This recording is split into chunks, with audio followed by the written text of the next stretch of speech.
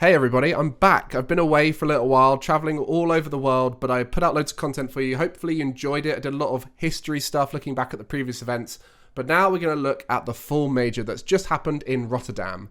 So throughout the whole event, I was there in person, so I got to experience it there. So I'll give you some inside anecdotes from what it was like at the event, and also we'll look through some of the results and see what you might have expected, what nobody expected, and see how that all panned out in the Swiss and then into the top 8. So to start things off, I do just want to highlight something that a lot of people have forgotten about, and that was that we had a tiebreaker before the event.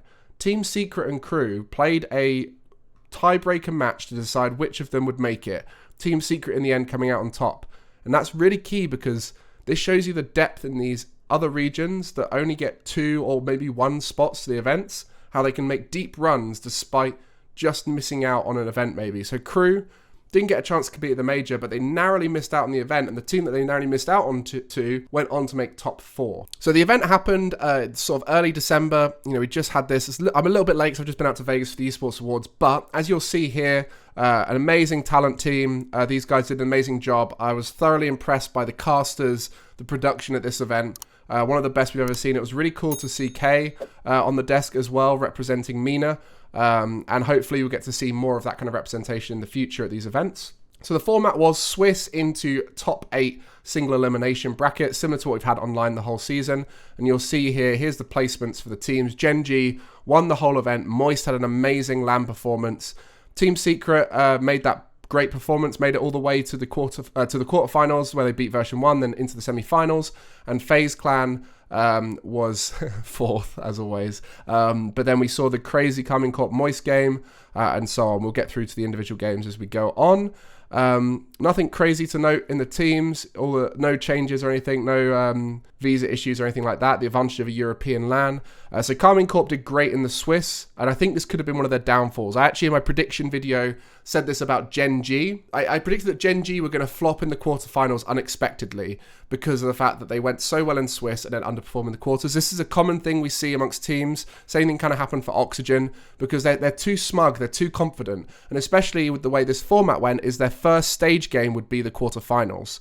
So they get all of this confidence out of the way, go on to the big stage, and then they have to play against the teams already had a game on stage. So it's a little bit tougher. So you can see right here, GenG got that one out of the way against Oxygen, got that flop game out of the way, and then that's where they went on for their strong performance. I think it's really important to lose at these events for a lot of these less experienced LAN teams. I say less experienced LAN teams because there's very few experienced LAN teams in Rocket League esports anymore. You know, we've only got Torment, who's a previous world champion.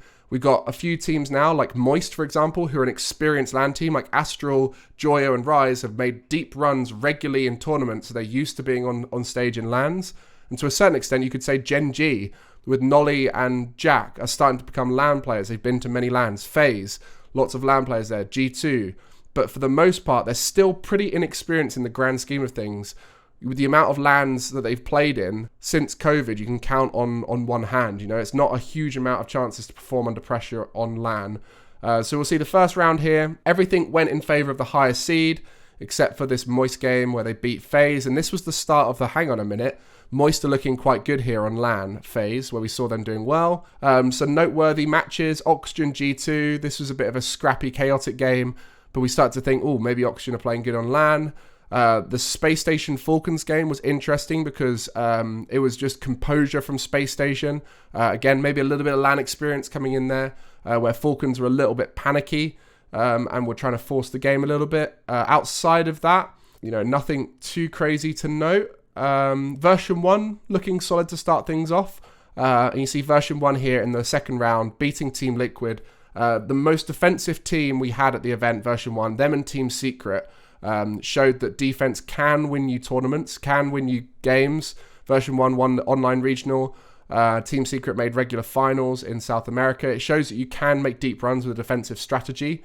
And here, version 1 were able to beat Team Liquid with it. Oxygen upsetting GenG was huge. Moist versus Club, this was pure chaos of a game, but Moist looking really strong on LAN, especially Astral looked amazing. Power upset G2, this is pretty crazy. Team Secret beating Quad, we're like, oh, hang on a minute, a Team Secret on something here, but this put Quadrant and G2 and KCP down on 0 and 2. So this was kind of unexpected. And you can see down here, these lower matches. I mean, poor KCP just getting some rough matches. You know what? First round losing to the club really triggered the journey down the chain in the Swiss, where they had to play FaZe, tough match, Quadrant, tough match. So they got knocked out, not getting very fortunate in the Swiss. And then G2 getting the James Cheese match. James Cheese, to be fair to them, looked pretty good. Probably the strongest Apex ever looked, even though they went 9-0, or 0-9, I should say. They look pretty solid. Definitely one to watch for the future as they get more experience. They can get a really good preparation period before this event.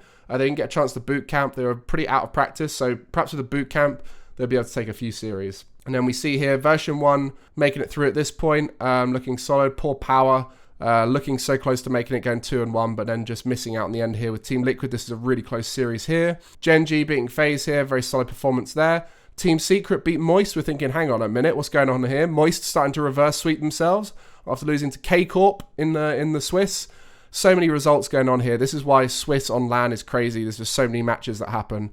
Falcons get knocked out by G2, Quadrant knocked out by Team Liquid, Club knocked out by SSG. And in this final round here, look at these matchups we had in round 5 of the Swiss. FaZe versus SSG, Moist versus G2. To be fair to Power, they played really well, so they almost made it as well, making the OCE first top 8 run likelier this season. So FaZe made it through, Moist made it through, and then we have this top 8 bracket. So I'm going to go from the bottom up because that was the order they were played in. GenG, Team Liquid, this is an amazing series. GenG just squeaking at the end, but Team Liquid look really good. Definitely some composure on LAN. They've got something about them that they look good on LAN, but they just need a little bit more time to form that LAN play style, because they're getting these top 8s, but with London in this event. But in order to make that deeper run, I think they need to create a more consistent strategy. Like right now, their strategy can hit or miss, but if they can sort of solidify into a more consistent, reliable way to play, I think they can do well. Same thing for Oxygen, to be honest. I have a sneaking suspicion that they might just make a roster move because this is not good enough for them. This season they won the first regional, but they're going to be thinking about the last 2 regionals in this event. I don't think they're going to be happy with that, so they might try and make a roster move. But I honestly think they should just stick it out and try and work out what they can do better, because the problem they've got is, as a team that has lower hours, they don't have that ability to practice their way to success. They're going to be very reliant on a feeling and an emotion, and so it might sometimes fluctuate based off of how the games are going. And you could see there, the moment FaZe started getting their number, it was not looking good for them. So Oxygen need to find a way to have a solidified game plan and strategy there. I think they have potential to win regionals, to win majors, that kind of thing. But not with their current regime that they have as a team. Version 1 Team Secret, quite possibly the most boring match I've ever watched, but that's partly just because Version 1 couldn't get any offense, and we had this crazy long overtime. This is the only game Version 1 scored, and watching them trying to score for 7 minutes of overtime was quite painful. But we'll look into the stats as to why this was such a boring match. But essentially it was just a matchup thing. Both teams very defensive, trying to keep their opponents scored down, letting as few goals in as possible, and then playing more of a counter-attack focus. And so because of that, you have 2 teams who are not willing to budge, not willing to force goals. You get a very low-scoring game, and it was quite a slow-paced one, quite a boring one. But quite interesting for the story of those 2 teams, especially as Team Secret moved on. And then this game here was incredible to watch. So, the grudge match, Vatira x Moist and Astral x Carmine Corp. So you got that rivalry there. And then it's also the fact that the Carmine Corp fans, this is the first time they got to see their team on LAN. They were loud, they were rowdy. Moist are a European fan favourite. So the rest of the crowd, if they weren't a Moist fan already, to try and counter the Carmine Corp fans, they made themselves a Moist fan. So it was the rowdy Carmine Corp fans versus the rowdy everyone else voting Moist through their voices. It was pretty crazy, and that was definitely one of my favourite series of the event. It was essentially Carmine Corp lost their cool a bit. They got a little bit too rushed, a little bit too forceful, and then the moment that wasn't working, they started becoming quite predictable and quite slow, and they would catch the ball and be insta-dunked and all sorts of stuff like that. So Moist, just confidence, composure on LAN, and so on, carried them through that series, and they looked great in the next series against Team Secret, where GenG looked like the better team against FaZe. I think GenG very happily have FaZe's number now. We saw it in the Swiss as well.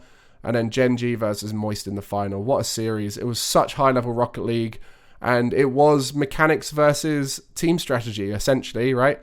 Like GenG, very team focused. Obviously, they are mechanical themselves as well, but they were able to punish Moist's game plan beautifully. And I think that really is a great sign of what GenG are doing as a team. They're trying to manufacture winning rather than letting it happen through chance. You know, they are forcefully making themselves have counter strategies, have the best game plan, have the most consistent game plan, and so on.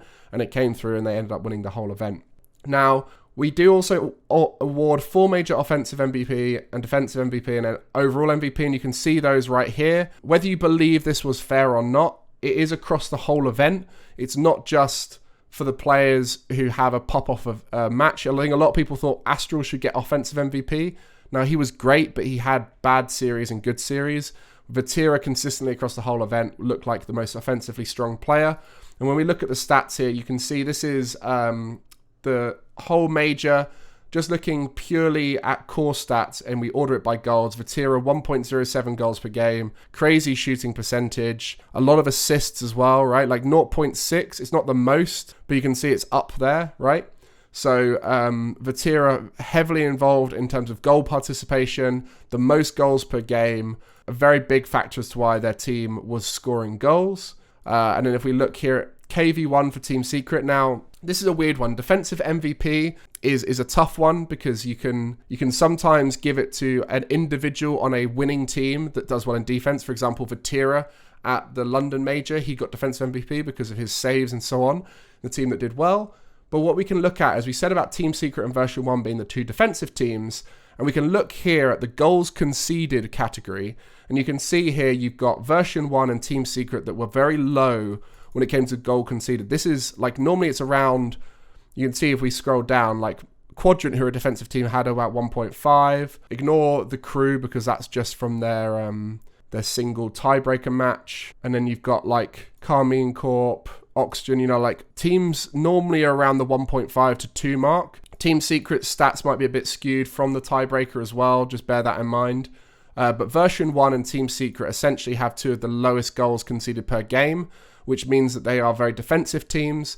And so if you look at the most defensive player on the defensive teams, I think Version 1, you know, you could give it to Version 1, but ultimately they lost out on the defensive matchup to Team Secret. So the way they gave it out to Team Secret, gave it to KV1, had the most saves, had the most clutch save moments that you could remember. And essentially their defense won them a lot of series. So I think giving it to a Team Secret player made a lot of sense. And to give it to KV1, I think that's also very fair. So I can see these two being very fair. And then Fall Major MVP, generally you're going to give it to the best player on the best team. Sometimes you might give it like Mbappe in the World Cup final. You would potentially give the MVP to Mbappe if Messi didn't have such a good game and the storylines, blah, blah, blah. But, you know, like when a player absolutely dominates the whole game, looks like the best player in the final and has looked like the best player in the whole tournament, and they're on the losing team, you might give it to them. But I don't think that was the case here at this event. GenG, the best team, apparently Jack, the best player on that team. In particular, I think it was between apparently Jack and Chronic. Nothing against Nolly. Nolly's playstyle just does not warrant MVP material because it's a lot of selfless stuff, and it's very hard to get MVP when you're a selfless player. But when you look at the stats, if we look at the team that won the most, GenG, and you look at their scores, you can see apparently Jack by far the highest score. And I know that's not the biggest factor, but, you know, a lot of goals, a lot of assists, a lot of saves. He was doing a lot of work off the ball as well with demos, and he had a lot of clutch moments individually that we can remember. I think it's fair to say Chronic played really well, but definitely the nerves hit him the most the further through the tournament they got. Chronic looked the best in Swiss, I would say. But then as it went later on, it was really apparently Jack who's the strongest player. Yeah, and so essentially we have all the information from the major. Hopefully that was useful for you. Let me know your favorite series from the major down in the comments below. For me, it was that Carmine Corp versus Moist series. Amazing stuff. Also, huge shout out to Jack and Nolly. They've been some of my favorite players for the longest time. Jack's the player I've always dreamed of coaching one day, and Nolly I worked with for a year and a half at Guild. Both of them players that I've wanted to see succeed, and the way they did it is a huge positive message for the rest of the community to go out there, work hard, and you'll get the results. So congratulations. Also to Chronic and Illusion, of course, who I got to meet at the event. Amazing guys, and let's see if GenG can continue us going into the winter split.